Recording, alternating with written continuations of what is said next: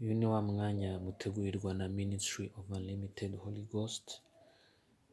Ntego y'uyu mwaka ni kuza ku bwami bw'Imana. Icyigisho ni icyigisho cy'ijana na cumi na kabiri. Tukaba turi ku ntego ivuga ngo ubwenge burakenewe. Ubuntu n'amahoro bituruka ku mwami Yesu nibabeho. Uyu munsi turifashisha cyanditswe mu bwiriza ibice 226 havuga ngo kuko unezeza Imana ari we Imana iha ubwenge no kumenya n'umunezero, ariko umunyabyaha imuha umuruho ngo asarure arunde abone ibyo guha unezeza Imana. Ibyo nabyo ni ubusa. Icyigisho cy'umunsi cyitwa Nezeza Imana muri bike ufite.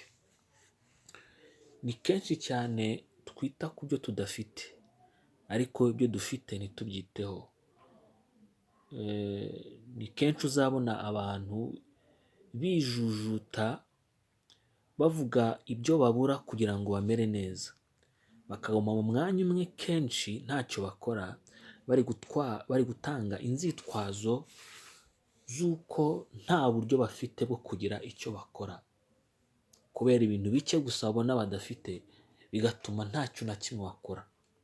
Ibyo bikabahuma amaso, ntagire ikintu na kimwe babona mu byo Imana iba yaramaze kubaha. Ibyo nyamara ni ukwishuka. Tugendeye mu murongo twasomye haruguru, haza ikibazo kitubaza kiti ni gute umuntu yanezeza Imana kandi ari umuswa? Kandi nanone niba ari umunyabwenge, kuki Imana irimo kumusezeranya kumuha ubwenge? Tugendeye muri uyu murongo, icyo tubona ni uko ukuri ni uko habaho ikigero cy'ubwenge. Nk'urugero, ntabwo umwana atangira umwaka wa mbere mu mashuri abanza ngo ahite aba muganga ako kanya. Kandi n'abana ahubwo uko umunyeshuri atsinze neza umwaka, ahabwa uburenganzira bwo kwimukira mu mwaka ukurikiyeho ngo yige ibindi byisumbuye ku byo yari amenye. No mu bijyanye n'Imana naho ni uko nguko. Aha tubibona muri Matayo ibice 25:23. Biravuga ngo shebuja aramubwira ati nuko mugaragu mwiza ukiranuka, wakiranutse muri bike, nzakwegurira byinshi, injira mu munezero wa shobuja. Wumvira ijambo, wakiranutse muri bike, nzakwegurira byinshi. Isubira urabibona, aya magambo Yesu yavuze mu mugani w'abagaragu bahawe italanto. Abakoresheje neza bike bari bahawe bakabyungura, bazamuwe mu ntera bahabwa ibikomeye kurushaho, kandi inshingano zabo zirongerwa. Mu yandi magambo, ikibazo rimwe na rimwe ntabwo ari uko umuntu nta bwenge afite, cyangwa umuntu ntabyo afite byo gutanga cyangwa byo gukoresha, ahubwo rimwe na rimwe usanga ari uko abantu basuzugura ibyo bahawe n'Imana, ntibabikoreshe kuko baba barangamiye ibindi abandi bafite, bakavuga ngo mbonye biriya nibwo nakora. Ariko uyu munsi ntabwo ari ko ijambo ry'Imana rikubwira. Irakubwira ngo ibyo ufite bikeya bikiranukemo.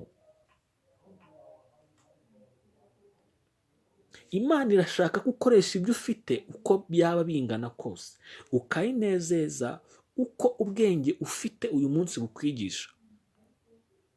Ubwenge ufite, ibintu bike ufite, ku rugero urimo igukeneyeho kugaragaza imbuto z'ubwenge, kuko nubigenza gutyo nibwo uzunguka ubwenge no kumenya n'umunezero.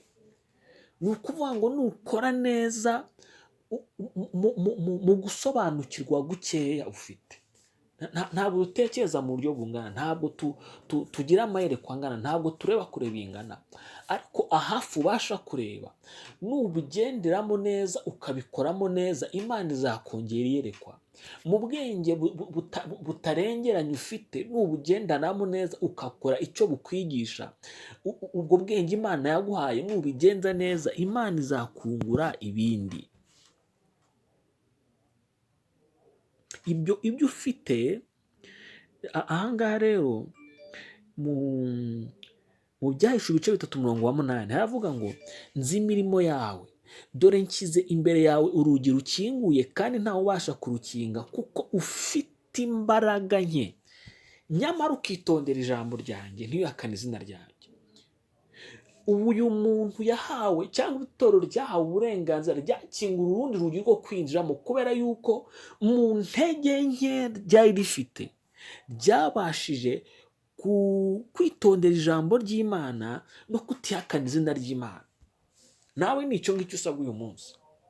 Muri bikeya ufite urasabwa kwirinda kureba gutumbira amaso ku byo udafite ngo bitume uhina amaboko wicare, ahubwo Imana gusaba yuko ibyo bike ubikoresha neza, hanyuma y'ibyo izagukingurira undi muryango w'ubwenge bwinshi kurutaho. Niko ijambo ry'Imana. Ahari uko ubitekereza, iyerekwa ryawe ribasha kukwemera gufasha umuntu umwe gusa, ahari rimwe mu kwezi gusa. Ahari wowe uko byumva ni uko umuntu urifite gusa mu modoka yawe nibyo ubasha gukora. Ahari ntabwo wabasha kwishyura abana bose ngo bishyure minerivare, nabyo hari ntiwabishobora, cyangwa nubwo waba ufite ubushobozi, ariko ubu ntabwo umutima wawe ubikwemerera. Ariko niba ushobora kugurira umuntu umwe ikayi, akaba ari cyo ubwenge bwawe bukwemeza uyu munsi, Imana icyo nicyo ishaka gukora. Niba ubasha guha umuntu urifite umwe gusa, akaba icyo ubasha gukora uyu munsi, icyo nicyo Imana igushakaho, kuko icyo gikeya ubasha gukora n'ugishobora ukagikora neza, Imana izaguha n'imbaraga n'ubundi bwenge bwo kubasha kwakira 5, 6, 7, 8, 9, 10. Niko ijambo ry'Imana ritubwira aha ngaha. Ubwo rero ibyo ufite birahagije ngo bikore ibitangaza. Haleluya. Umuntu umwe wagira neza, igikorwa gitoya cy'ubwenge kimwe wakora gishobora gutera umuntu gushimira Imana, kigatera umuntu kuyihimbaza.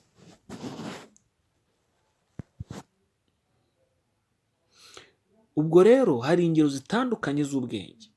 Ntabwo dusobanukirwa kugera ku kigero kimwe, ntabwo twumva ibintu kimwe, ntabwo tubyumvira rimwe, ntabwo amaso yacu areba neza kimwe, ariko Imana iradushakaho gukoresha ibyo dufite byose mbere y'uko itwungura ibindi. Tangira rero uyu munsi, ntugire ubwoba, ukora uko ushoboye kose, uvuga n'ubwenge uko ubishoboye kose, uko ubasha kwirinda ukwirinda uko ubishoboye. Amen. Icyo ubona gitunganye cyose ugikore. Ntabwo Imana igushakaho inyungu ku byo udafite, Imana igushakaho inyungu ku byo wowe ufite. Iga gukoresha ubwenge buke cyangwa ubwo ufite uyu munsi uko bwabungana kose, wige kubukoresha mu kunezeza Imana. Dusenga Imana. Mana Data wa twese, turagusabye uyu munsi kugira ngo uduhe ubwira bwo gukoresha ibyo dufite uko bingana kose, uko tubishoboye kose, mu kunezeza Imana. Mu izina rya Yesu urakoze, uduhe umunsi w'umugisha wo gukiranukira no gutunganira, mu izina rya Yesu. Amen. Isezerano ry'uyu munsi turayisanga muri Matayo 13:12. Haravuga ngo, kuko ufite wese azahabwa kandi akarushirizwaho, ariko udafite wese azakwa n'icyo yari afite. Ushobora kudusura ku rubuga rwa Facebook no kuri WhatsApp. Iri jambo ry'Imana, icyigisho mwagiteguriwe na Ministry of Unlimited Holy Ghost, wo mwari kumwe ni Mahoro Dieu d'amour. Imana ibaho umugisha, mugire amahoro.